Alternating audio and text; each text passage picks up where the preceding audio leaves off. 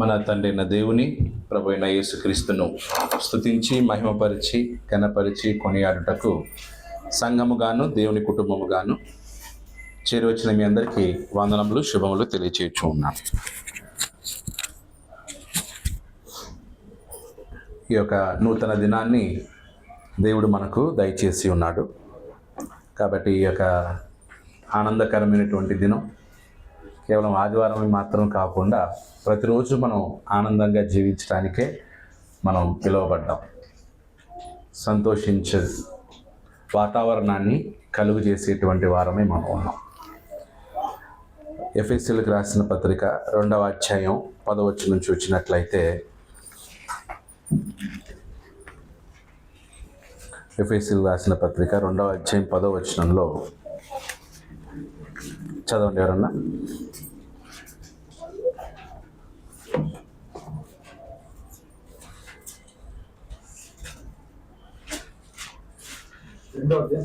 రెండవ అధ్యాయం 10వ వచనం. మరియు వాటి యందు మనము నడుచుకోవాలని దేవుడు ముందుగా సిద్ధపరిచిన సత్క్రియలు చేయుటకే మనం క్రీస్తు యేసునందు సృష్టింపబడిన వాళ్ళమే ఆయన చేసిన పని అయి ఉన్నాం. వీఆర్ వర్క్మెన్షిప్ అనే మాట ఇంగ్లీష్లో పాడడం జరిగింది. ఓకే, సో మనం ఎవరమంట? వర్క్మెన్షిప్, పని అయి ఉన్నాము. అంటే మనలను దేవుడు ఎందుకు సృజించాడట? సత్కార్యములు చేయుటకై, సత్క్రియలు చేయుటకై మనము క్రీస్తు యేసునందు సృష్టింపబడిన వారమై ఆయన చేసిన పని అయి ఉన్నాం. అంటే దేవుడు మనల్ని ఒక పని కోసం సృష్టించాడు. ఏ పని కోసం? ఏ పనులు చేయడానికి మనల్ని సృష్టించాడు దేవుడు? సత్క్రియలు చేయడానికి. ఆ సత్క్రియల్ని ముందుగా సిద్ధపరిచాడట. అంటే క్రైస్తవులు ఏ సత్కార్యాలు చేయాలో వాటిని దేవుడు ముందుగానే ఏం చేశాడు? సిద్ధపరిచాడు. అంటే చేయాల్సిన సత్క్రియలు ముందుగా సిద్ధపరిచి ఆ సత్క్రియలు ఎవరు చేయాలని? మానవులు చేయాలని మనల్ని సృష్టించాడు. అప్పుడు దేవుడు మానవుల్ని ముందు చేయాలి అని అనుకున్నాడా, లేదా సత్క్రియలను అనుకొని దాన్ని చేయడానికి మానవులు సృష్టించాడా? మొదట ఏమనుకున్నాడు? సత్క్రియలను అనుకున్నాడు. ఫలానా సత్క్రియలు జరగాలి.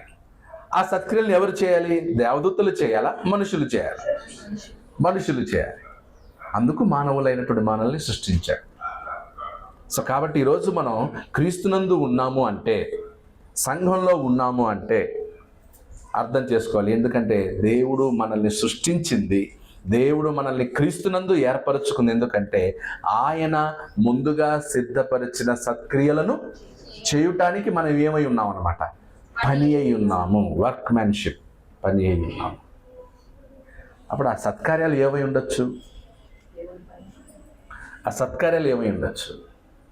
ఆనందాన్ని కలుగజేసేవా లేదా దుఃఖాన్ని కలుగజేసేవా? సత్క్రియలు ఎప్పుడు ఏం కలుగు చేస్తాయి? సత్క్రియల ద్వారా ఏం కలుగుతుంది? అంతే. సత్క్రియల ద్వారా రిజల్ట్ ఎప్పుడు కూడా మనం చేసే ప్రతి సత్క్రియ ద్వారా ఏం కలుగుతుంది అనమాట? ఆనందము, సంతోషము, సమాధానము, నెమ్మది. సో కాబట్టి మనం ఈ సత్కార్యములు చేయటానికి సృష్టింపబడినటువంటి వారు మనం. కాబట్టి మన ద్వారా ఎప్పుడు కూడా ఏం కలగాలి? సంతోషము, సమాధానము, ఆనందం.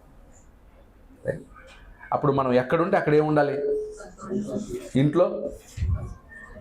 సో ఇంట్లో ఎవరికి సంతోషాన్ని కలగజేయాలో వాళ్ళకి సంతోషాన్ని కలగజేయాలి. అన్ని చోట్ల సత్కార్యములు చేయటానికే మనం సృష్టించబడ్డాం. అందుకే ఏదన్నా ఒకటి మనం సత్కార్యం కాకుండా వేరే కార్యం చేసేటప్పుడు ఒకసారి ఆలోచించాలి. ఏమని? ఇందుకోసమా నేను సృష్టించబడింది?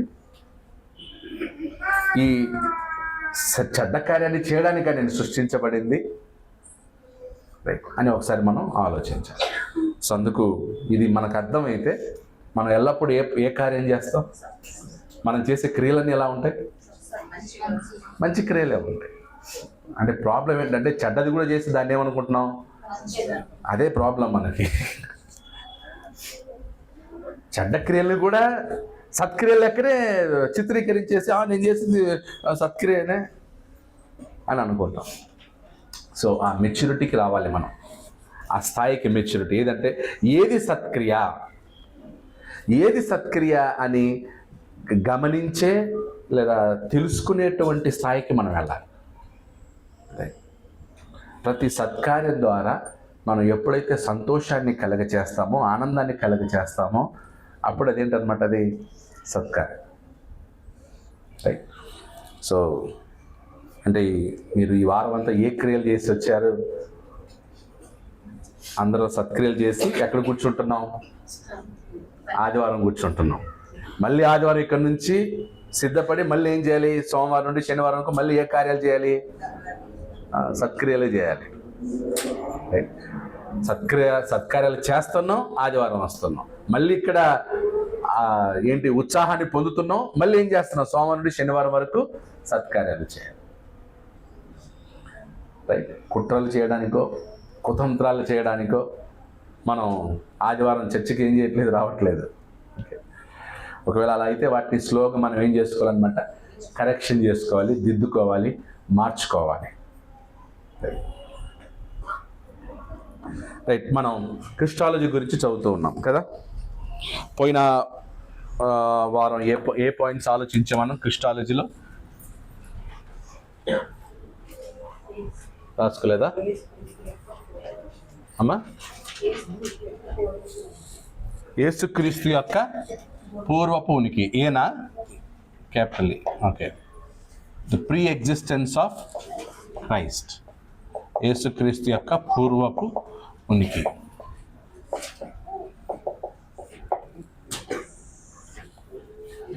అంటే జగత్తు పునాది వేయబడక మునిపే ఎవరున్నారు?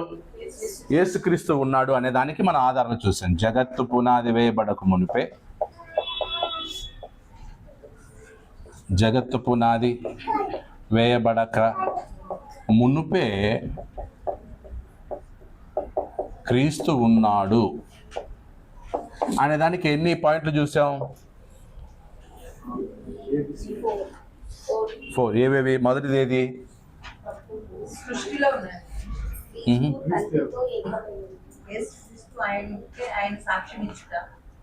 ఎందుకు అంత కన్ఫ్యూజ్ అవుతుంది? నీటికి రాయలేదా దీనికి టైటిల్? ద టెస్టిమనీ ఆఫ్, ఎందుకు రాసుకోలేదు సరిగా సుస్మిత? ఏంటి? The testimony of Christ himself. తనకు తానే ఏం చేశాడనమాట, తనకు తాను చెప్పుకున్నాడు. ఏమని? నేను జగత్తు పునాది వేయబడక మునుపే ఉన్నానని ఎవరు చెప్పారు? మొదట యేసుక్రీస్తు తనకు తాను చెప్పాడు. అది రాసుకోలేదా మీరు? ఎలా రాసుకున్నారు? రెండోది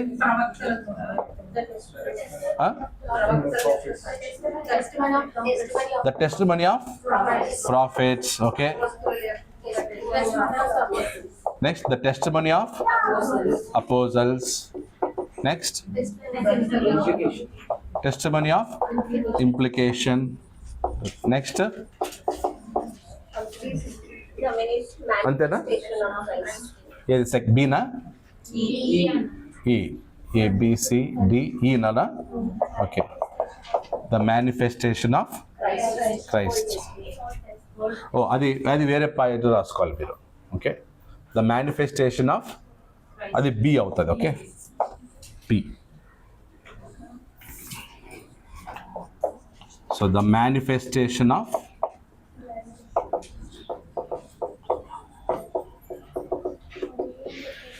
in Old Testament, the manifestation of Christ in Old Testament. పాత నిబంధనలో యేసుక్రీస్తు యొక్క ప్రత్యక్షత, యేసుక్రీస్తు యొక్క ప్రత్యక్షత, manifestation of Christ in Old Testament. So పాత నిబంధనలో యేసుక్రీస్తు యొక్క ప్రత్యక్షత, దానికి ఒక మాట వాడాం మేనిఫెస్టేషన్ దగ్గర, థియోఫినిస్ అనే మాట. క్రిస్టోఫనీనా థియోఫినిస్? ఓకే. CHRISTOPHANIS. ఓకే. క్రిస్టోఫనిస్. సో క్రిస్టోఫనిస్ ఏంటంటే అపియరింగ్ ఫిజికలీ, అంటే కళ్ళకు మనుషుల కంటికి కనబడేటట్లు, దాన్ని క్రిస్టోఫనీ అంటారు అన్నమాట. అంటే క్రీస్తు భూమి మీద ఆయన మనుషులకు కనిపించాడా? కనిపిస్తే ఎలా కనిపించాడు? సో ఎలా ప్రత్యక్షమయ్యాడు? సో మనం ఏమనుకుంటాం, యేసుక్రీస్తు యొక్క ప్రత్యక్షత ఎప్పుడు జరిగింది? ఆయన ఈ లోకంలో జన్మించినప్పుడు మాత్రమే క్రీస్తు ఉన్నాడు, అంతకుముందు క్రీస్తు లేడు, పరలోకంలో ఉన్నాడు, ఆయన భూమి మీదకి రాలేదు అనుకునే వాళ్ళు చాలామంది. కానీ క్రీస్తు జగత్తు పునాది వేయబడక మునుపు ఉన్నాడు, అలాగే జగత్తు పునాది వేసిన తర్వాత ఆయన పాత నిబంధన కాలంలో కూడా ఆయన ప్రత్యక్షమయ్యాడు, ఉన్నాడు అనేదాన్ని మనం చూస్తున్నాం. ఓకే, సో అందులో ఏ పాయింట్స్ రాసుకున్నారు? ఏమైనా రాసుకున్నారా? Angel of the Lord. Number 1 angel of the Lord. ఇంకా okay, the angel of the Jehovah. తర్వాత మ్యాన్. ఇంకా నరుడు. ఓకే, గాడ్స్,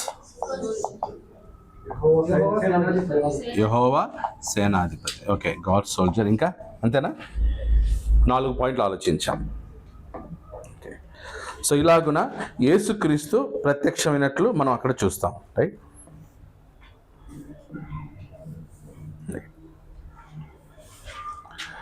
ఇంకా కొన్ని వచనాలు చూద్దాం.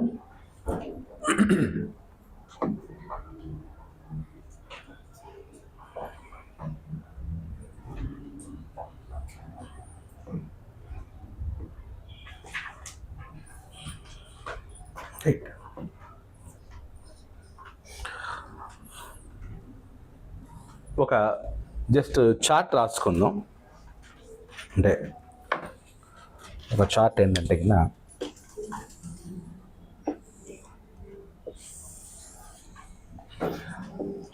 ఆర్డినరీ ఏంజల్స్, ఓకే, అంటే సాధారణ దూతలు,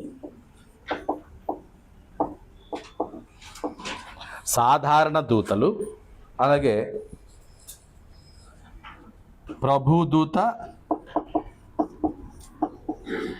లేదా యెహోవా దూత. సాధారణ దూతలు, ప్రభుదూత మరియు యెహోవా దూత. సో సాధారణ దూతల గురించి ఏం చెప్పబడింది, ప్రభుదూత గురించి, యెహోవా దూత గురించి ఏం చెప్పబడింది? ఏమైనా డిఫరెన్స్ ఉందా, లేకపోతే రెండు ఒకటేనా? ఓకే, మొదట సాధారణ దూతల గురించి చూసినప్పుడు హెబ్రీ పత్రిక 12వ అధ్యాయం 22. హెబ్రీ పత్రిక 12వ అధ్యాయం 22వ వచనం.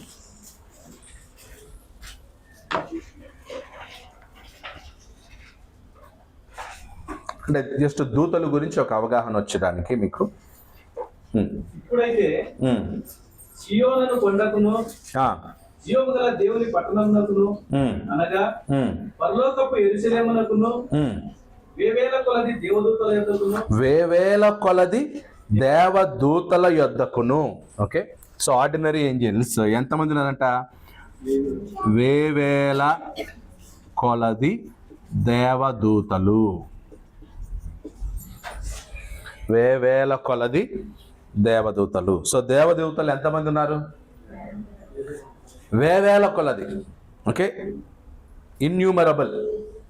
Okay, so ordinary angels are innumerable. సాధారణ దేవదూతలు ఎంతమంది ఉన్నారంటే వేవేల కొలది ఉన్నారు. అలాగే కొలస్సీ 2:18 ఇది హెబ్రీ 12:2 రాసుకోండి. హెబ్రీ 12వ అధ్యాయం ఎన్నో వచ్చిన 22. నెక్స్ట్ రెండో పాయింట్ కొలస్సీ పత్రిక 2:18. కొలస్సీ 2:18.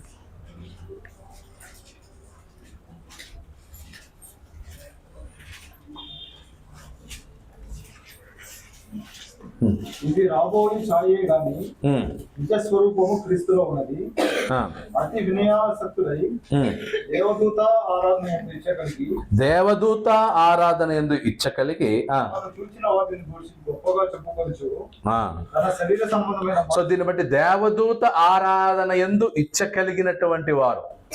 దేవదూతల్ని ఆరాధించడానికి ఇష్టపడేటువంటి వారు రైట్ వాక్యానుసారంగా ఉండేటువంటి వాళ్ళు కాదు.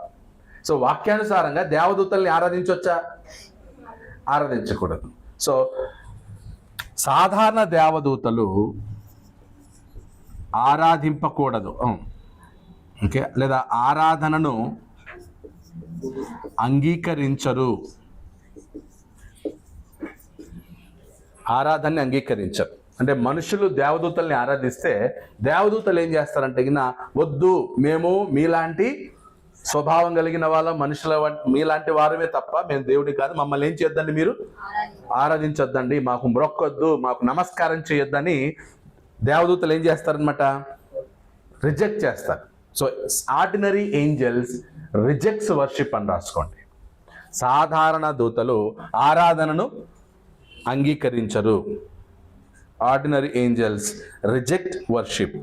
ఒకటి కొలస్సీ 2:18, ఇంకోటి ప్రకటన 19:10. కొలస్సీ 2:18, ప్రకటన 19:10 చదవండి అక్కడ. అందుకు నేను అతనికి నమస్కారము చేయుటకై అతని పాదముల ఎదుట సాగిలపడగా అతడు వద్దు సుమి, నేను నీతోను యేసును గురించిన సాక్ష్యము చెప్పు నీ సహోదరులతోను సహదాసుడను.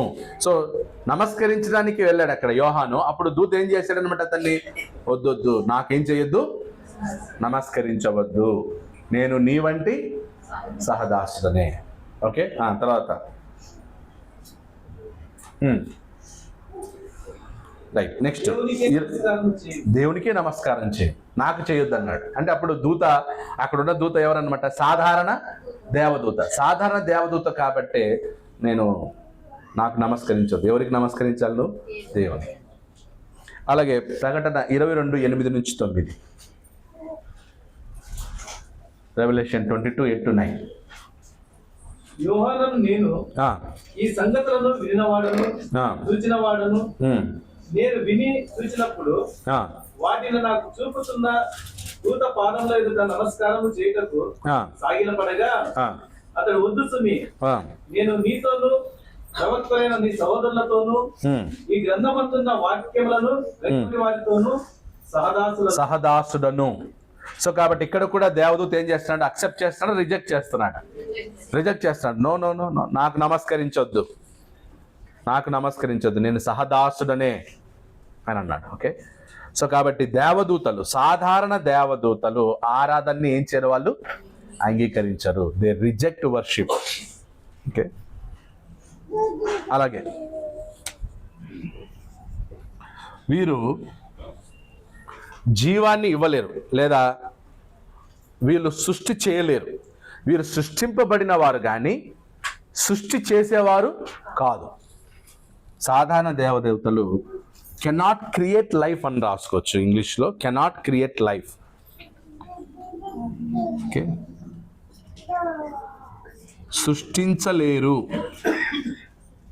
Cannot create life. Okay, cannot create. Angels are created beings. సృష్టించలేరు, సృష్టింపబడిన వారు. సృష్టింపబడిన వారు, క్రియేటెడ్ బీయింగ్స్.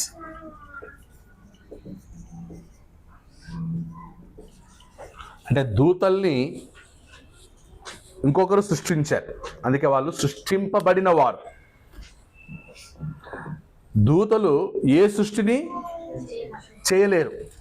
దూతలు జీవాన్ని సృష్టించలేరు, ప్రాణాన్ని సృష్టించలేరు. దూతలు మనుషుల్ని సృష్టించలేరు. దూతలు దేన్ని కూడా సృష్టించలేరు. ఓకే,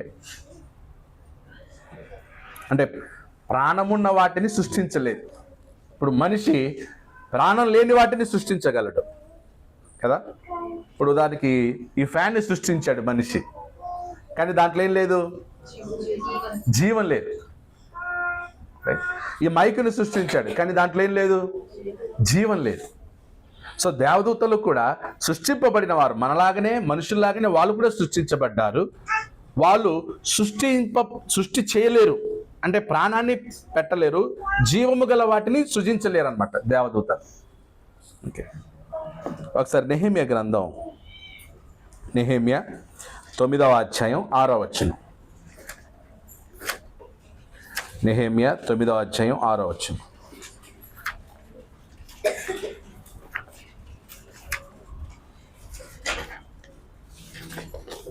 నెహెమ్యా 9వ అధ్యాయం 6వ వచనం. సకల ఆశీర్వచన స్తోత్రం బట్టి ఇచ్చిన నీ ఘనమైన నామము స్తుతింపబడును గాక. నీవే అద్వితీయుడైన యెహోవా, నీవే ఆకాశమును మహాకాశములను వాటి సైన్యమును, భూమిని దానిలో ఉండునది అంతటిని, సముద్రములను వాటిలో ఉండునది అంతటిని సృజించి వాటినన్నిటిని కాపాడువాడు. ఆకాశ సైన్యమంతయు నీకే నమస్కారం చేసినది. ఆకాశ సైన్యమంతయు నీకే నమస్కారము. ఆకాశ సైన్యం అంటే దేవదూతలు. సో దేవదూతలందరూ కూడా నీకే నమస్కారం చేయుచున్నారు. ఓకే, సమస్తమును సృజించి వాటిని కాపాడువాడు యెహోవా మాత్రమే. రైట్. సో కాబట్టి సృష్టిని చేసిన వాడు దేవుడు మాత్రమే, దేవదూతలు కాదు. దేవదూతలు ఏం చేయలేరు అనమాట, సృష్టించలేరు, జీవాన్ని పెట్టలేరు. ఓకే,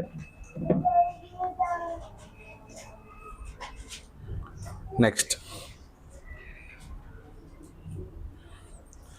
అపోస్తుల కార్యములు 11వ అధ్యాయం. సో దీనికి వచనం రాసుకున్నారా? నెహెమ్యా 9:6. 4వ పాయింట్, అపోస్తుల కార్యములు 11వ అధ్యాయం 13-14 వచనాలు.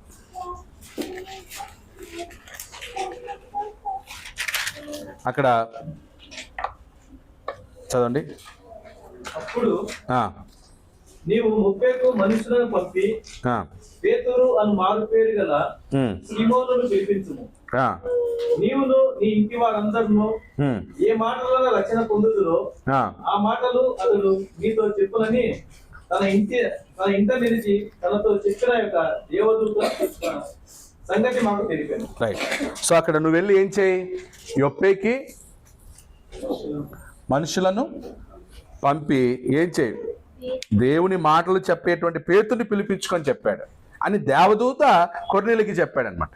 సో ఇక్కడ ఏమవుతుంది, దేవదూత పాపాలను ఏం చేయలేడు, క్షమించలేడు. సో పాపాలని క్షమించాలంటే ప్రొసీజర్ చెప్తున్నాడు. ఏంటి, నువ్వు పేతుర్ని పిలిపించుకో, పేతురు నీకు వాక్యం చెప్తాడు, ఆ తర్వాత మీరు బాప్తిజం పొందుతారు, తర్వాత మీకు పాప క్షమాపణ కలుగుతుంది.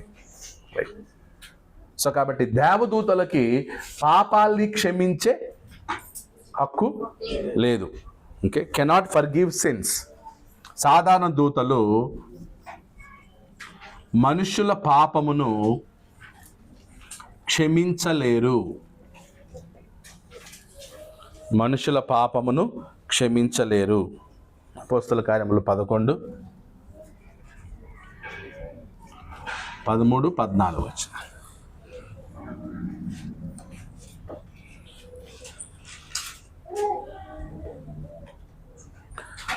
అలాగే 1 పేతురు 1వ అధ్యాయం 12వ వచనం. 1 పేతురు 1వ అధ్యాయం 12వ వచనం.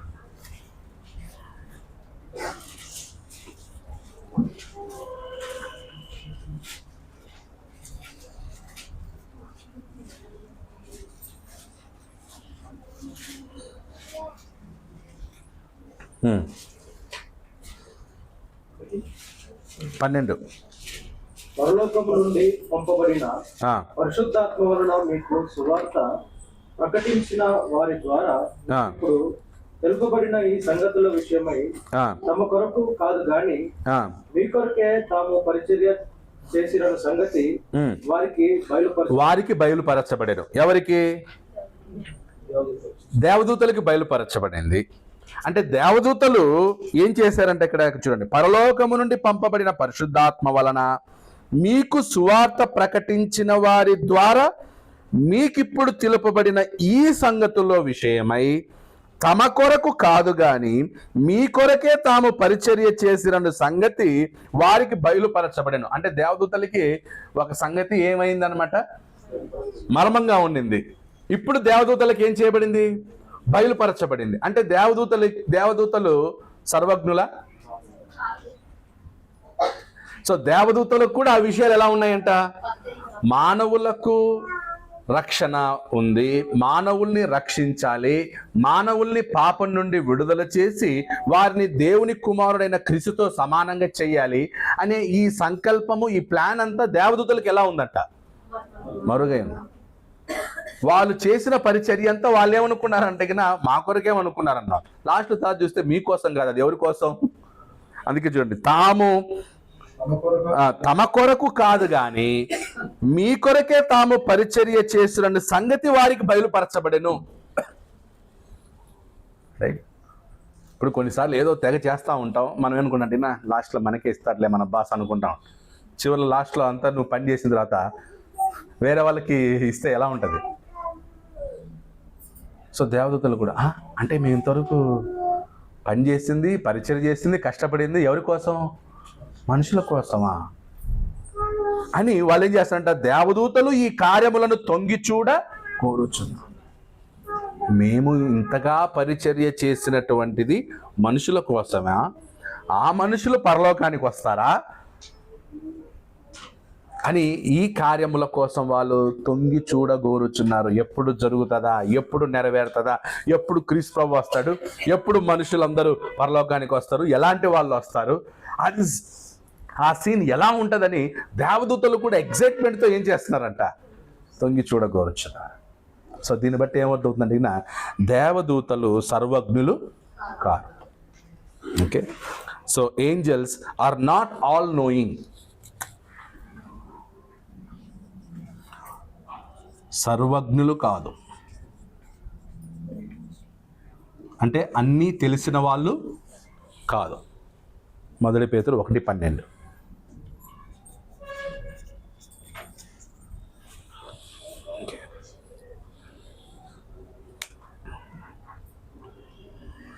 నెక్స్ట్ హెబ్రీ పత్రిక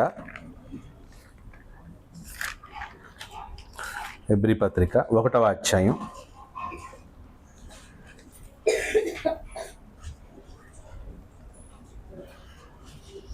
7వ వచనం.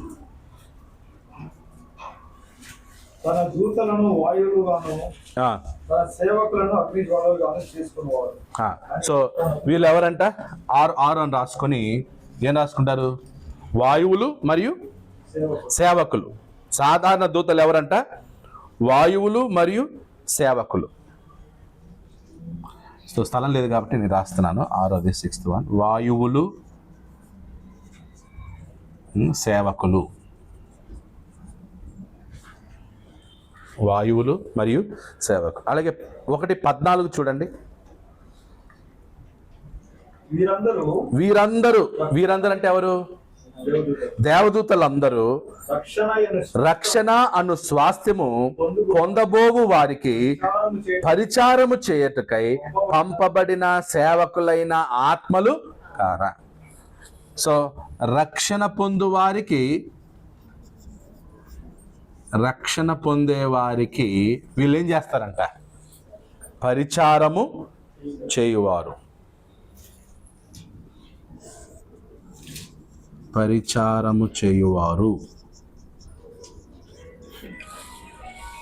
రక్షణ పొందేవారికి పరిచారము చేయువారు అంటే దేవదూతలు మనకేం చేస్తారంట? పరిచారం చేస్తారు. ఎంత గొప్ప భాగ్యం! దేవదూతల్ని మనకి పరిచారకులుగా పెట్టాడు. అందుకే ఇందాక 1 పేతురు 1:12 చూసినప్పుడు ఎవరి కొరకు పరిచర్య చేసాము? రైట్, తొంగి చూడగోరుచున్నారంట. మేము ఈ మనుషుల కొరకు ఇంత పరిచర్య చేసాము కదా, ఇవన్నీ ఎప్పుడు సంభవిస్తాయని వాళ్ళు ఏం చేస్తారంట? తొంగి. ఆదికాండం నుండి ప్రకటన వరకు సాధారణ దేవదూతలు ఎంతో పరిచర్యం చేశారు మానవుల కోసం. అందుకన్నాడు రక్షణ పొందబోవు వారికి పరిచారము చేయుటకై నియమింపబడిన లేదా పంపబడినటువంటి సేవకులు వీరు. ఎవరు? సాధారణ దేవదూతలు. రైట్. సో ఇలా బైబిల్ గ్రంథంలో సాధారణ దేవదూతల గురించి మనకు చెప్పబడింది. వాళ్ళల్లో కెరూబులు ఉన్నారు, సెరూపులు ఉన్నారు.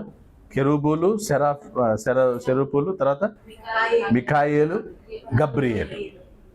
సో వీళ్ళు కూడా సాధారణ దేవదూతలే. గబ్రియలు కూడా పరిచర్యం చేశాడు, రైట్. కెరూబులు కూడా వాళ్ళు కూడా పరిచర్య, వీళ్ళందరూ కూడా పరిచర్యం చేసేవారు దేవదూతలు.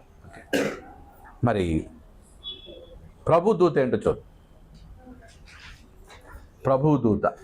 సో పోయినసారి మనం కొంచెం కొన్ని విషయాలు ఆలోచించాం, రైట్. ప్రభు దూత ఒకటి, స్పీక్స్ యాజ్ గాడ్. ప్రభు దూత దేవునిలా మాట్లాడెను. ప్రభు దూత ఎలా మాట్లాడాడంట? దేవునిలా మాట్లాడెను. Speaks as God. ఎక్కడ? ఆదికాండం 16:10. ఆదికాండం 16వ అధ్యాయం 10వ వచనం.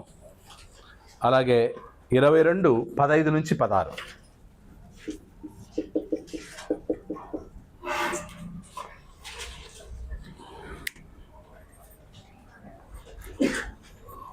చదవండి.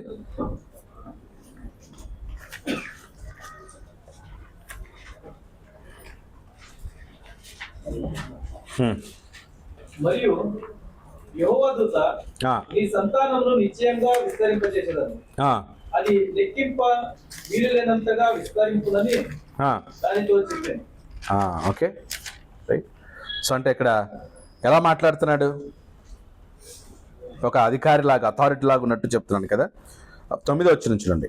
అప్పుడు యెహోవా దూత నీ యజమానురాలి యొద్దకు తిరిగి వెళ్ళి ఆమె చేతి క్రింద అణిగి ఉండమని దానితో చెప్పాను.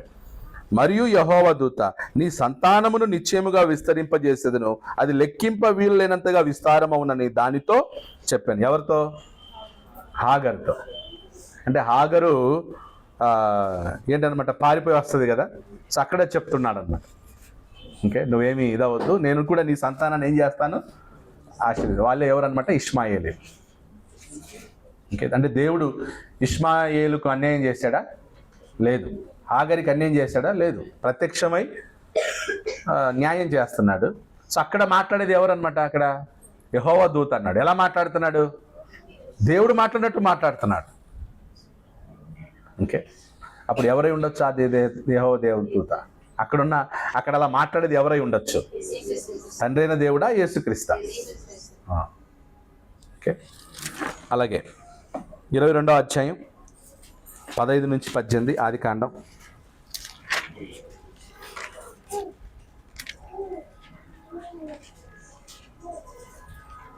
యెహోవా దూత రెండవ మారు పరలోకము నుండి అబ్రహామును పిలిచి ఇట్లన్ను. ఓకే, రెండవ మారు పరలోకము నుండి అబ్రహామును పిలిచి ఇట్లనెను, నీకు ఒక్కడే అయ్యున్న నీ కుమారుని వెనక తీయక ఈ కార్యము చేసినందున నేను నిన్ను ఆశీర్వదించి ఆకాశ నక్షత్రముల వలెను సముద్ర తీరమందలి ఇసుక వలెను నీ సంతానమును నిశ్చయముగా విస్తరింపజేసేదను. నీ సంతతి వారు తమ శత్రువుల గవిని స్వాధీనపరుచుకొందురు.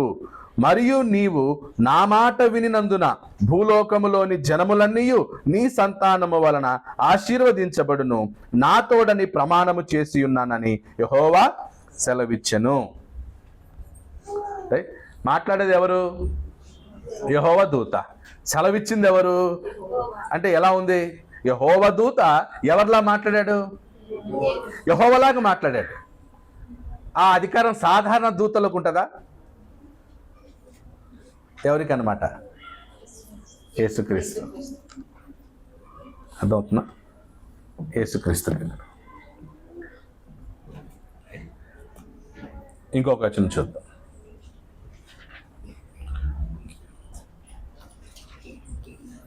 ఇంకొక వచనం.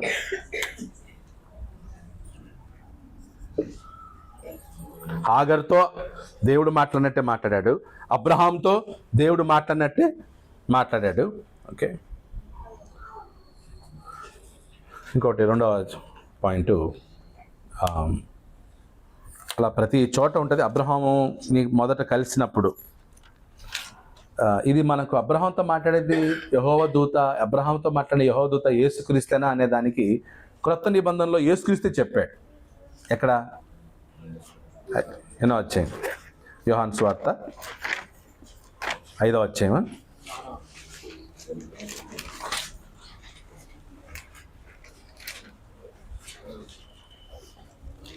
యోహాను సువార్త, నేను అబ్రహాము కంటే ముందున్నవాడని అంటాడు కదా. 8వ అధ్యాయం. ఓకే, 55 నుంచి చదువుదాం. అందుకు యేసు, నన్ను నేనే మహిమపరచుకున్నాడు కదా, నా మహిమ ఒకటిది. 54 కదా. మా దేవుడని మీరు లేదు, అంతకంటే ముందుకు చదువుదాం. 53 చదువుదాం.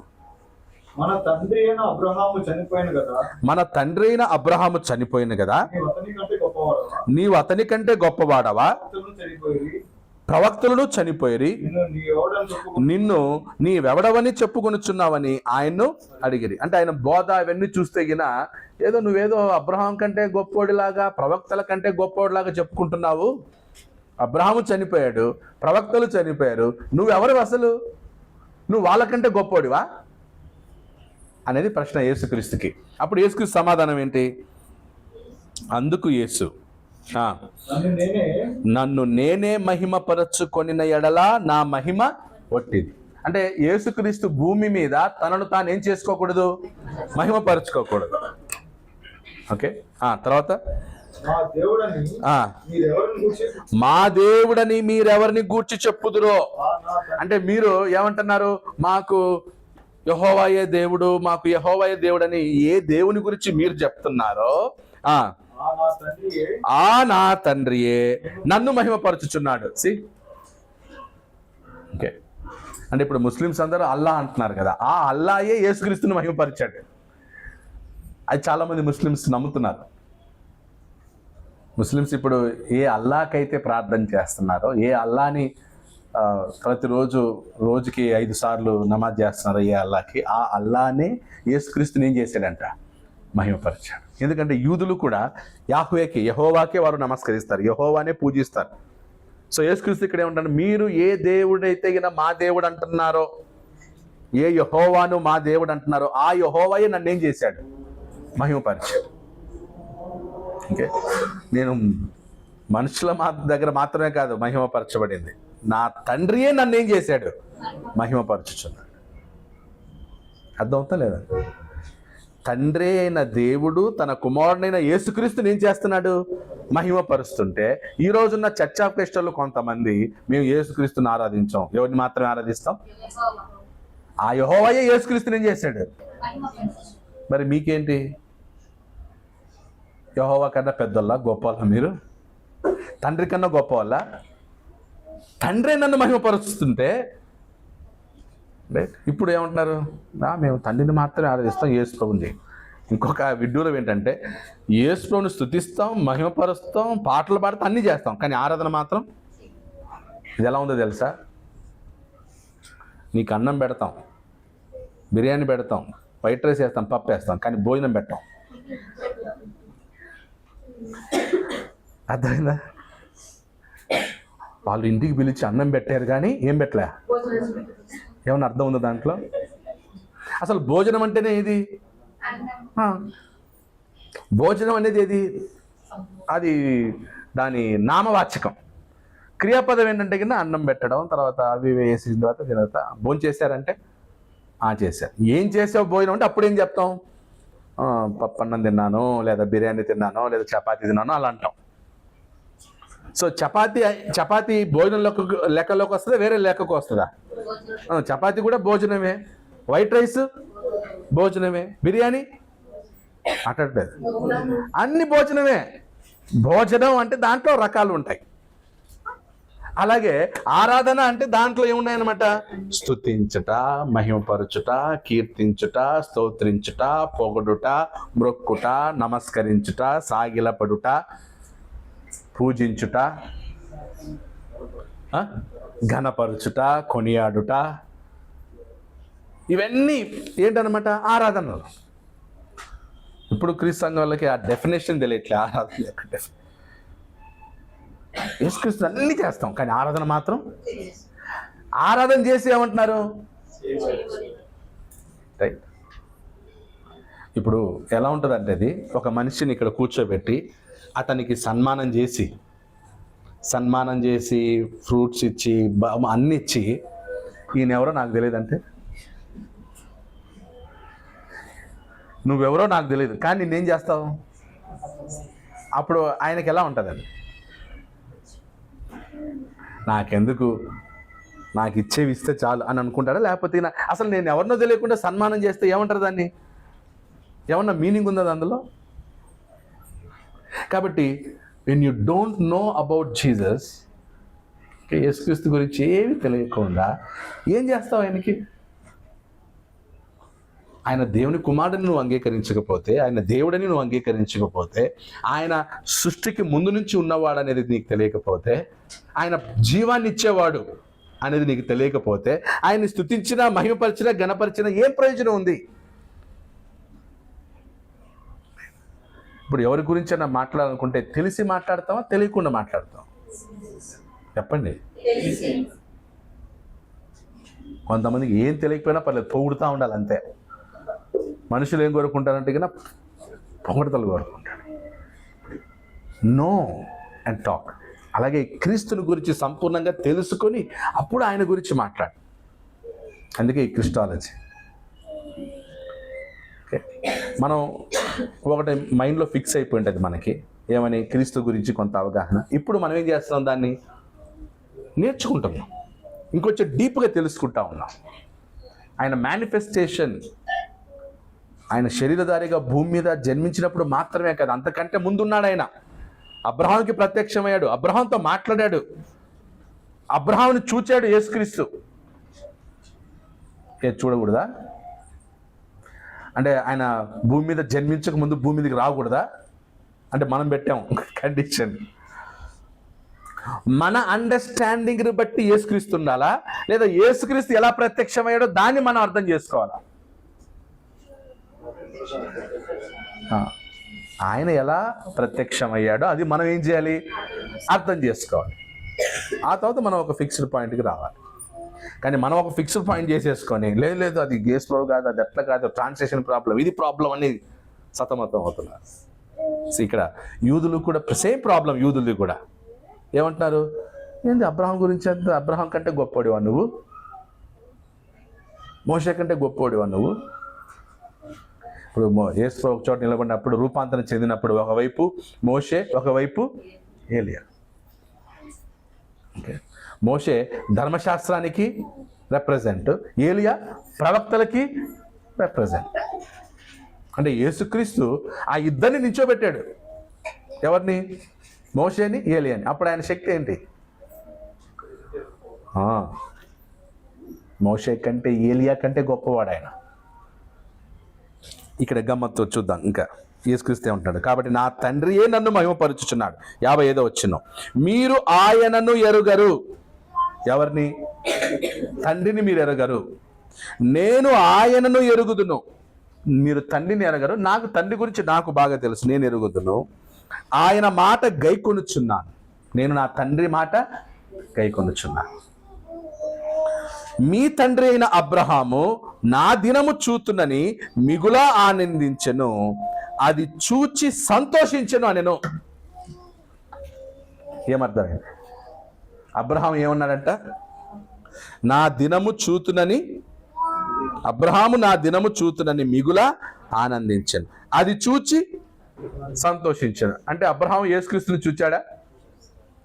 యేసుక్రీస్తు అబ్రహాముని చూచాడా? ఎక్కడ? ఫ్రమ్ ద బిగినింగ్ అబ్రహాంని చూస్తూనే ఉన్నాడు, అబ్రహాంతో మాట్లాడుతూనే ఉన్నాడు. అబ్రహాం యేసుక్రీస్తుని చూచాడు. అబ్రహాంని మొదటిసారి రా, నీ స్వదేశాన్ని విడిచిపెట్టి నేను చూపించే దేశానికి వెళ్ళని చెప్పాడు కదా, అది యేసుక్రీస్తే.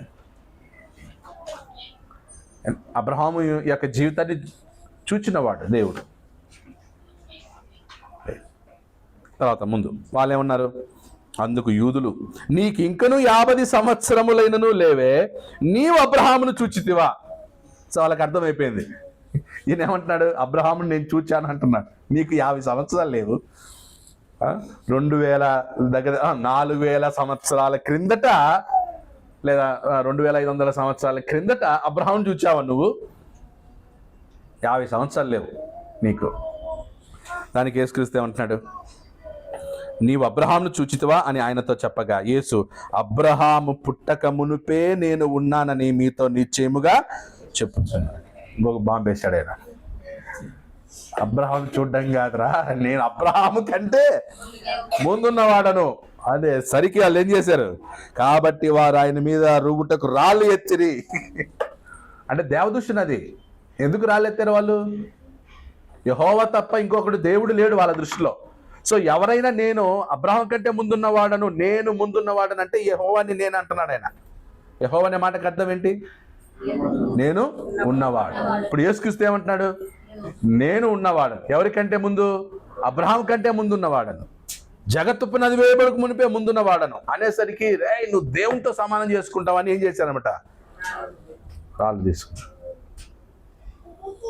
రైట్. సో కాబట్టి యేసుక్రీస్తు యొక్క సొంత సాక్ష్యాలను చెప్పాడు ఆయన. సో అక్కడ ఏంటంటే యేసుక్రీస్తు అబ్రహాముని చూచినవాడు, అబ్రహాంతో మాట్లాడినవాడు. 19వ అధ్యాయం కొద్దాం. ఇంకా అబ్రహాంతో మాట్లాడిందంతా కూడా యెహోవా దూతగా డైరెక్ట్గా మాట్లాడిందంతా కూడా యేసుక్రీస్తే. ఆదికాండం 19వ అధ్యాయం. ఇక్కడ 19:1 చూడండి.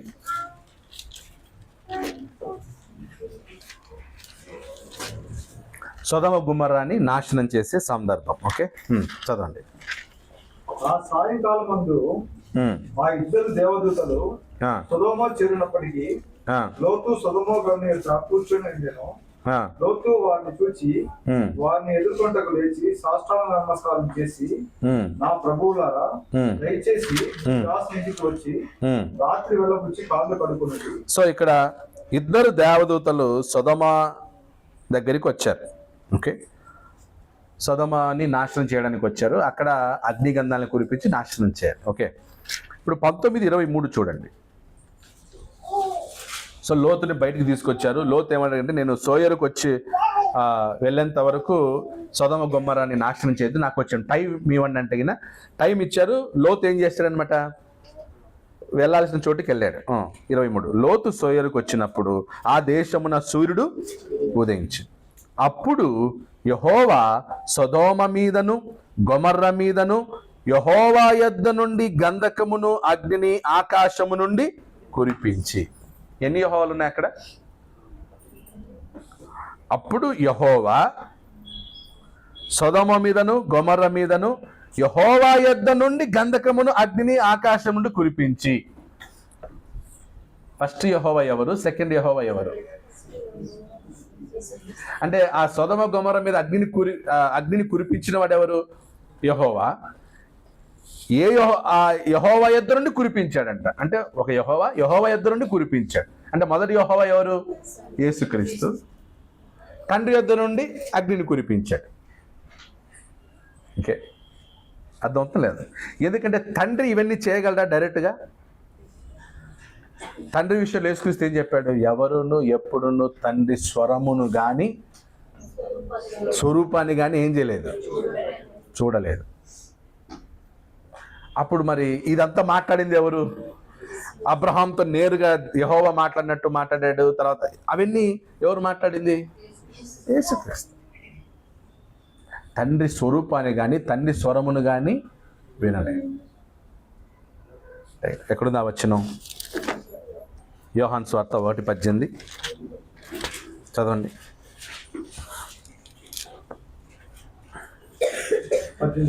1:18 ఎవడును ఎప్పుడైనాను దేవుని చూడలేదు, తండ్రి రొమ్మనున్న అద్వితీయ కుమారుడే ఆయనను బయలుపరచెను. ఎందుకంటే దేవుడు భూమి మీదకి వచ్చి మనుషులతో నేరుగా మాట్లాడలేదు అనేది డైరెక్ట్ పాయింట్ ఇక్కడ. ఆయన ఎవరితో నేరుగా మాట్లాడలేదు, రైట్? ఎవరు ఆయనని చూడలేదు. ఇప్పుడు అబ్రహాము యెహోవాను చూచాడా? చాలాసార్లు చాలా చోట్ల దేవుని చూసినట్టుగా అనిపిస్తుంది. బట్ యాక్చువల్లీ వాళ్ళు చూసింది తండ్రిని కాదు. ఎవరిని చూచారు? యేసుక్రీస్తుని చూచారు. 5వ అధ్యాయం అనుకుంటా. నెక్స్ట్ 5:30.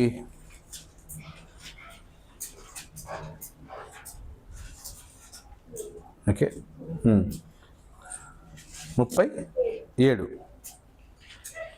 మరియు నన్ను పంపిన తండ్రియే నన్ను గూర్చి సాక్ష్యం ఇస్తున్నాడు. నన్ను పంపిన తండ్రి నన్ను గూర్చి సాక్ష్యం ఇచ్చుచున్నారు. ఏ కాలమందైనను మీరు ఏ కాలమందైనను ఆయన స్వరము వినలేదు, ఆయన స్వరము వినలేదు. ఆయన స్వరూపమును, ఎవరి స్వరాన్ని? తండ్రి స్వరాన్ని ఎవరు వినలేదు. మరి అప్పుడు మోషేతో మాట్లాడింది ఎవరు? యేసుక్రీస్తు. ఎలాగో చూద్దాం. ఎలా యేసుక్రీస్తు, ఎలా చెప్తాం అది యేసుక్రీస్తు అని? ఇంకోటి చూద్దాం. తిమోతి పత్రికలో, మొదటి తిమోతిలో, అంటే ఈ వచనాలను రాసుకోండి. ఎవరు ఎప్పుడు తండ్రిని చూడలేదు, తండ్రి స్వరాన్ని వినలేదు. ఓకే,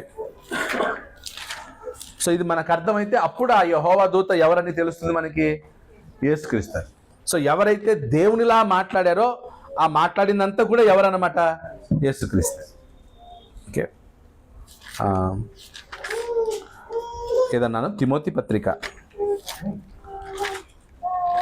మొదటి తిమోతి 6వ అధ్యాయం 16.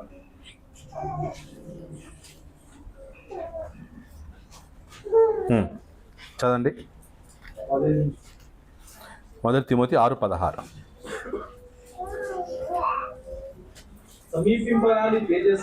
సమీపింపరాని తేజస్సులో ఆయన మాత్రమే వసించుచు అమరత్వము గలవాడై ఉన్నాడు. మనుషులలో ఎవడును ఆయనను చూడలేదు. మనుషులలో ఎవడును ఆయనను చూడలేదు. అబ్రహాం యెహోవాను చూచాడా? ఆదాము యెహోవాను చూచాడా? ఆదాము కూడా చూడలేదు. ఆదాము నుండి ఇప్పటి వరకు ఎవరు కూడా ఆయనను చూడలేదు, ఆయన స్వరము వినలేదు. ఎవడును చూడనేరడు. ఆయనకు ఘనతయు శాశ్వతమైన ప్రభావమును కలిగి ఉండను గాక. కాబట్టి తండ్రైన దేవుణ్ణి ఎవరు చూడలేదు. ముఖాముఖిగా తండ్రైన దేవుణ్ణి ఎవరు చూడలేదు. ఒకవేళ ఎవరన్నా చూచారు, మాట్లాడారు, వాళ్ళు ఫీల్ అయ్యారంటే అది ఎవరిని అన్నమాట? యేసుక్రీస్తు. ఓకే,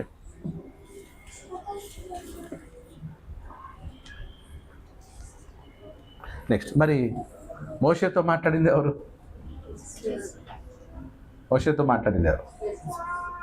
చూద్దాం ఒకసారి. అపోస్తలుల కార్యములు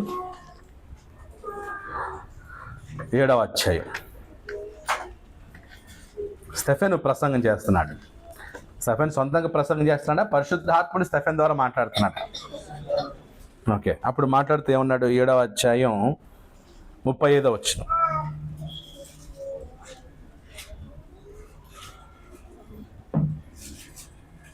అధికారిని గాను తీర్పరిని గాను, 33 నుంచి చదువుదాం. అంటే మోషేకి సంబంధించినటువంటి దాన్ని. అందుకు ప్రభువు, నీ చెప్పులు విడువుము, నీవు నిలిచి ఉన్న చోటు పరిశుద్ధ భూమి. ఐగుప్తులో ఉన్న నా ప్రజల దురవస్థను నేను నిదానించి చూచి తిని, వారు నూలుగు వింటిని, వారిని విడిపించుటకు వచ్చి ఉన్నాను. రమ్ము, నేను ఇప్పుడు నిన్ను ఐగుప్తులకు పంపుదని అతనితో చెప్పాను. ముందు అధికారిని గాను తీర్పరిని గాను నిన్ను నియమించిన వాడు ఎవడని వారు నిరాకరించిన ఈ మోషేను అతనికి పొదలో కనబడిన దేవదూత ద్వారా దేవుడు అధికారిని గాను విమోచకుని గాను నియమించి పంపెను. కనబడిన మోషేకు కనబడిన దేవదూత ద్వారా. సో అప్పుడు మోషేకి ఎవరు కనబడ్డారు? దేవదూత. సో దేవుడు ఆ దేవదూత ద్వారా మోషేతో మాట్లాడాడు. అప్పుడు ఆ దేవదూత ఎవరు? సాధారణ దేవదూతనా, యెహోవా దూతనా? యెహోవా దూత. ఇప్పుడు మోషేతో మాట్లాడిన దేవదూత సాధారణ దూతలాగుందా? సాధారణ దూతలాగా లేదు. అగ్ని మండుచు అక్కడ ధర్మశాస్త్రం ఇచ్చింది, చేతితో రాయిస్తుంది. ఇదంతా కూడా ఎవరన్నమాట? యేసుక్రీస్తు. ఓకే, యేసుక్రీస్తు చేవ్రాత రాసింది ఆయన అన్నమాట. సో కాబట్టి ఇలా మనం కొంచెం డీప్గా వెళ్తే గిన పాత నిబంధనలో ఎవరు ప్రత్యక్షత కనిపిస్తారు? యేసుక్రీస్తు యొక్క ప్రత్యక్షత అడుగడుగున కనిపిస్తారు. వారిని నడిపించింది మేఘస్తంభముగా, అగ్నిస్తంభముగా ఉండి, బండ కదా. పోయినసారి మనం చూసాం, పౌలు ఏమన్నాడు? తమ్మును వెంబడించిన బండలోనిది త్రాగిరి. ఆ బండ క్రీస్తే. ఓకే. సో ఇప్పుడు మొదటి పాయింట్ రాసుకున్నాం, స్పీక్స్ యాజ్ గాడ్, దేవునిలా మాట్లాడాను. ఇంకోటి రిసీవ్స్ వర్షిప్, యెహోవా దూత రిసీవ్స్ వర్షిప్, ఆరాధింపబడెను లేదా ఆరాధనని అంగీకరించెను. యెహోవా దూత ఆరాధించబడ్డాడు అంటే అప్పుడు ఎవరై ఉండాలి అక్కడ?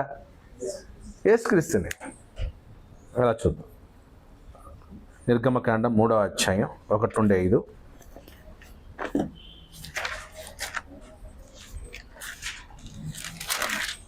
నిర్గమకాండం 3వ అధ్యాయం 1.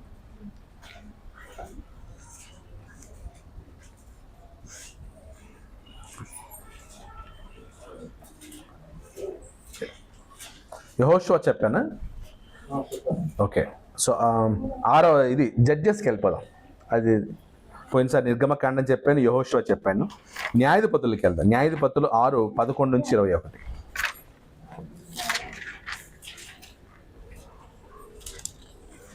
న్యాయాధిపతులు 6వ అధ్యాయం యెహోవా దూత వచ్చి 11. అభియజ్ఞుడైన యోవాషు కలిగిన ఓఫ్రాలోని మస్తకి వృక్షం కింద కూర్చుండెను. యోవాషు కుమారుడైన గిద్యోను మిద్యానీయులకు మరుగైనట్లు గానుగ చాటున గోధుమలను దులుపరుచుండగా యెహోవా దూత అతనికి కనపడి, పరాక్రమం గల బాలుడా, యెహోవా నీకు తోడై ఉన్నాడని అతనితో అనగా, గిద్యోను, చిత్తం నా ఏలిన వాడా, యెహోవా మాకు తోడై ఉండిన ఎడల మాకేలా సంభవించెను? యెహోవా ఐగుప్తులో నుండి మమ్మల్ని రప్పించిన నీ చొప్పుకు మా పితరులు మాకు వివరించిన ఆయన అద్భుత కార్యములు ఏమైనా యెహోవా మమ్మల్ని విజయం చేసి అప్పగించని అతనితో చెప్పాను.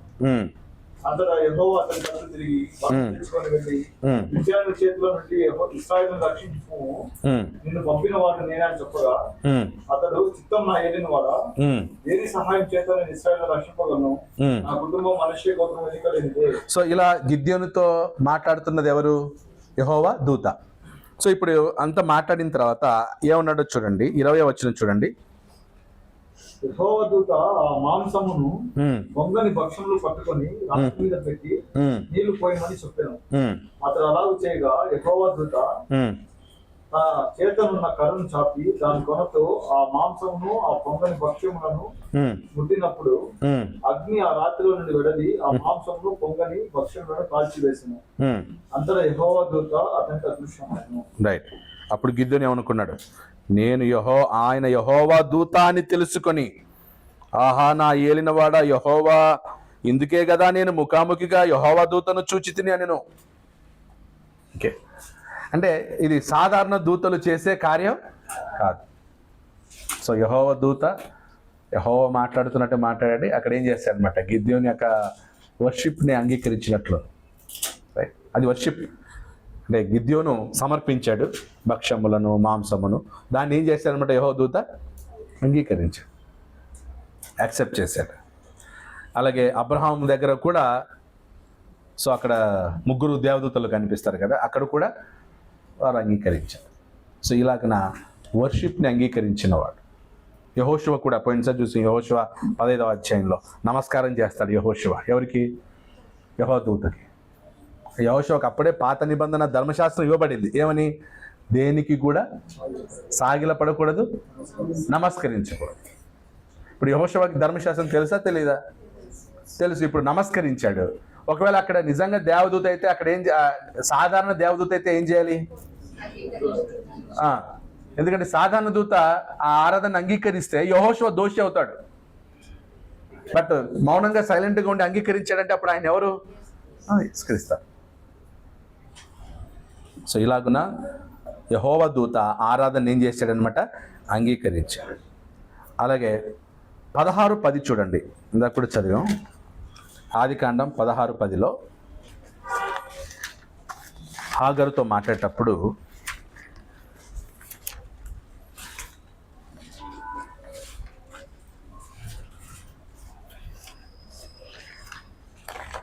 (16:10) మరియు యెహోవా దూత, నీ సంతానమును నిశ్చయముగా విస్తరింపజేసేదను, అది లెక్కింప వీలు లేనంతగా విస్తారమవునని దానితో చెప్పెను. మరియు యెహోవా దూత, ఇదిగో యెహోవా నీ మొరను వినెను, నీవు గర్భవతివై ఉన్నావు, నీవు కుమారుని కని అతనికి ఇష్మాయేలను పేరు పెట్టుదువు. ఓకే, సో కాబట్టి ఇక్కడ యెహోవా దూత ఏం చేస్తున్నాడు? నువ్వు కుమారుని గంటావు, అతనికి ఇష్మాయేలుని పేరు పెట్టు, అలాగే నీ సంతానాన్ని ఏం చేస్తాను, నేను హెచ్చిస్తాను. అంటే ఏమిస్తాడు ఆయన? ప్రాణం పెట్టేవాడు ఆయన. అక్కడ యెహోవా దూత ఏమంటున్నాడు అనమాట? నీ సంతానాన్ని హెచ్చిస్తాను. సో కాబట్టి మూడోది, గివ్స్ లైఫ్, ప్రాణమును జీవమును ఇచ్చువాడు. ఆదికాండం 16:10.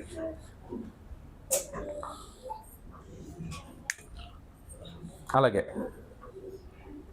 ఆదికాండం 48:16 చూడండి. ఆదికాండం 48:16.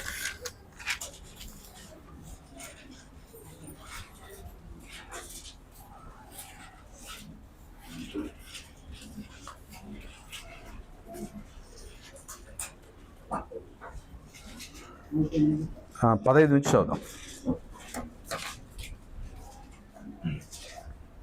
అనగా ఆ, సమస్తమైన కీడుల నుండి నన్ను తప్పించిన దూత, ఆ, ఈ పిల్లలను ఆశీర్వదించిన గాక. నా పేరును అబ్రహాము, ఇస్సాకు అని నా పితరుల పేరును వారికి పెట్టబడిన గాక. అక్కడ చూడండి, అనగా సమస్తమైన కీడులలో నుండి నన్ను తప్పించిన దూత, సమస్తమైన కీడులలో నుండి నన్ను తప్పించిన దూత అన్నాడు. ఇంగ్లీష్లో ఏమన్నాడు?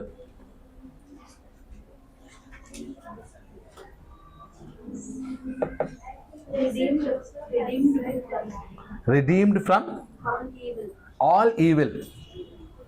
సమస్త కీడు నుంచి నన్ను తప్పించిన దూత అన్నాడు. దేవుడు అనలేదు, ఏమన్నాడు? మరి ఎవరు ఆ దూత? నిజంగా సాధారణ దూతనా, యెహోవా దూతనా? ఎవరది? యేసుక్రీస్తు. సాధారణ దూతకు అధికారం ఉంటుందా?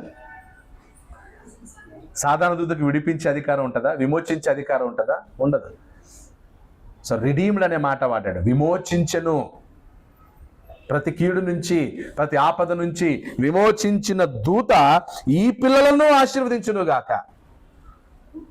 అంటే అక్కడ నిజంగా దూత గురించి మాట్లాడుతున్నాడా, యెహోవా దూత గురించి మాట్లాడుతున్నాడా? అంటే అప్పుడు యోసేపునా ఆయన మాట్లాడేది? యాకోబా?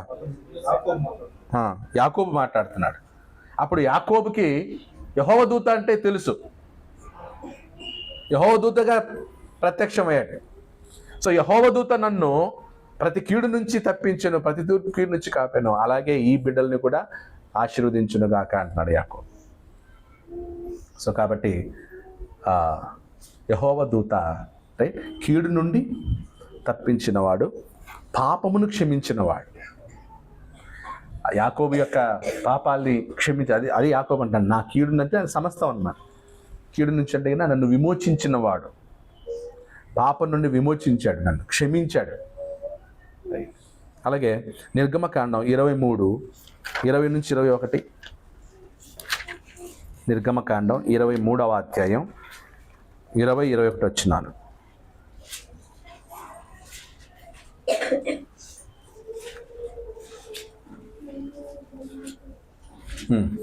ఇదిగో త్రోవలో నిన్ను కాపాడి నేను సిద్ధపరిచిన చోటుకు నిన్ను రప్పించుటకు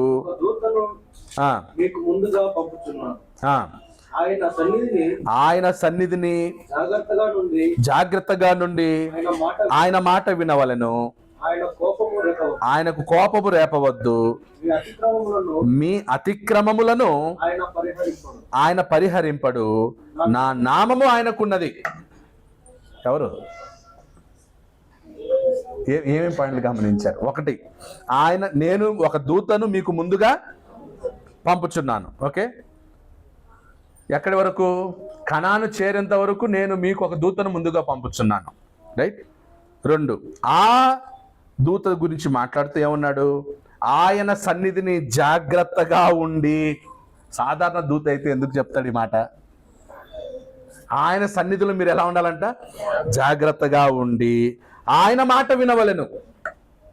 అంటే దూతాన్ని మళ్ళీ ఏమన్నాడు? ఆయన అన్నాడు. ఆయన మాట మీరు వినాలి. ఓకే.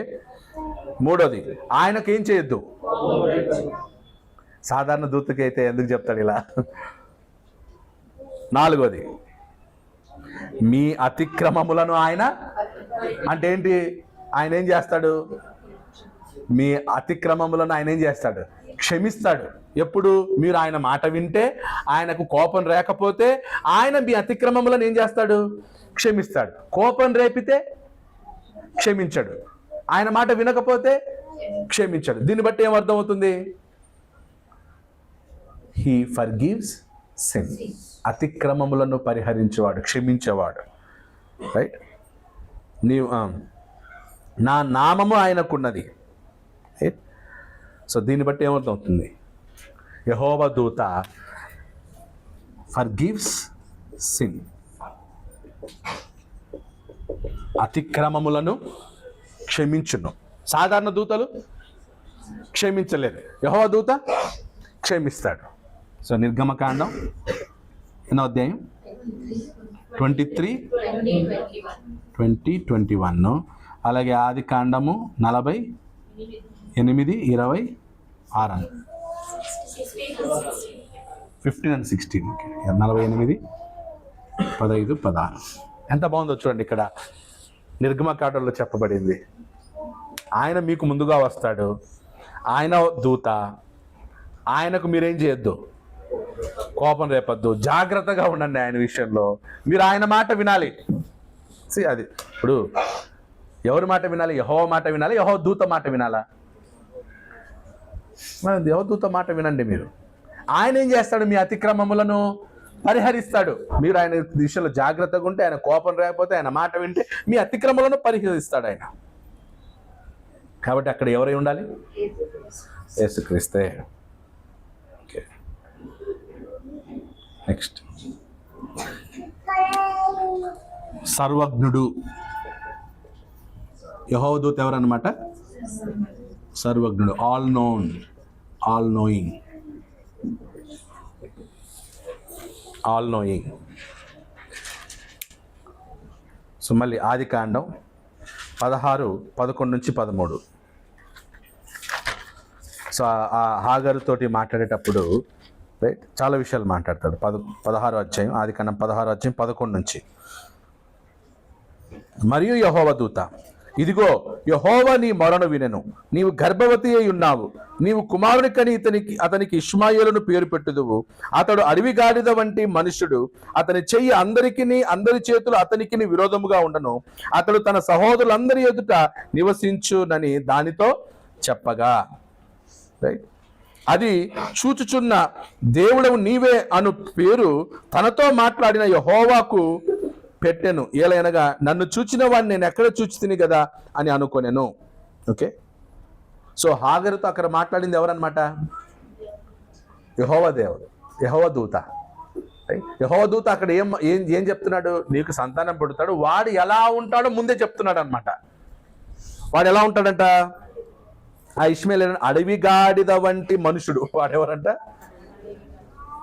అందుకే వాళ్ళు చూడండి ఎట్లుంటారో, గాడిదలాగానే ఉంటారు కదా రోడ్లన్నీ.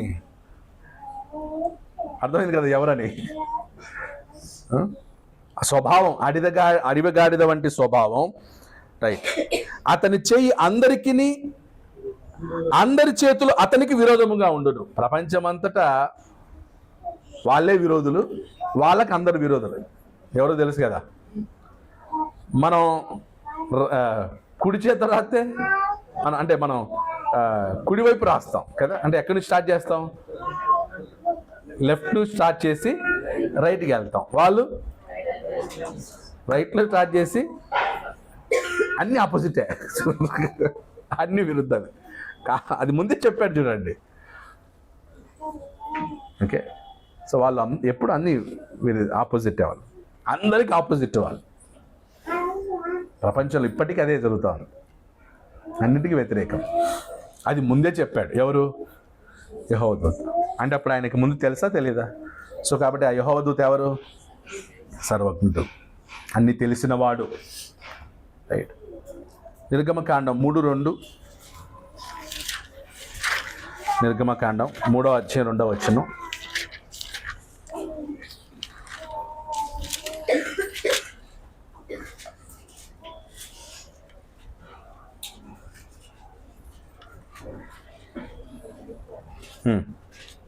ఒక పొద నడిమిని అగ్నిజ్వాలలో యెహోవా దూత అతనికి ప్రత్యక్షమాయెను. అతడు చూసినప్పుడు అగ్ని వలన ఆ పొద మండుచుండెను, కానీ పొద కాలిపోలేదు. రైట్. సో ఇక్కడ యెహోవా దూత, ఓకే, యెహోవానా యెహోవా దూతనా? యెహోవా దూత అతనికి ప్రత్యక్షమైంది. ఓకే, ఇప్పుడు ఏమంటున్నాడు ఆ యెహోవా దూత? 7వ వచనం చూడండి. ఆ యెహోవా దూత ఏమంటున్నాడు 7వ వచనంలో? మరియు యెహోవా ఇట్లనెను, నేను ఐగుప్తులో ఉన్న నా ప్రజల బాధను నిశ్చయముగా చూచితిని. నా ప్రజల బాధను నిశ్చయముగా చూచితిని. పనులలో తమ్మును కష్టపెట్టు వారిని బట్టి వారు పెట్టిన మొరను వింటిని. వారి దుఃఖములు నాకు, అంటే యెహోవా దూతకు వారి దుఃఖములు తెలిసే. సో తెలిసినవాడా తెలియనివాడా? తెలిసినవాడు, అన్నీ తెలిసినవాడు. సో ఇక్కడ యెహోవా దూతకు అన్నీ తెలుసు. ప్రత్యక్షమైంది యెహోవా దూతనే, మాట్లాడేది యెహోవాలాగా మాట్లాడుతున్నాడు. ఏమంటున్నాడు? నాకన్నీ తెలుసు, నాకన్నీ తెలుసు, నేను చూచాను. సో కాబట్టి అక్కడ ఎవరు? యెహోవానా యెహోవా దూతనా? యెహోవా దూత. అప్పుడు ఎవరై ఉండాలి అక్కడ?